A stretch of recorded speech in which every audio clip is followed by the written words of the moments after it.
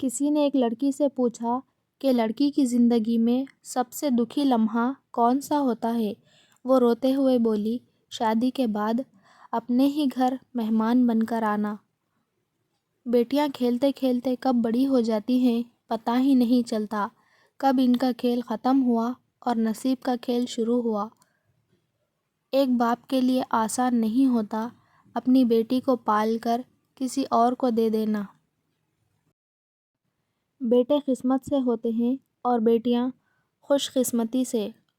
باپ اپنی بیٹی کو دنیا کی ہر خوشی اور آسائش دینے کی پوری کوشش کرتا ہے، نہیں دے سکتا تو صرف اس کا اچھا نصیب نہیں دے سکتا۔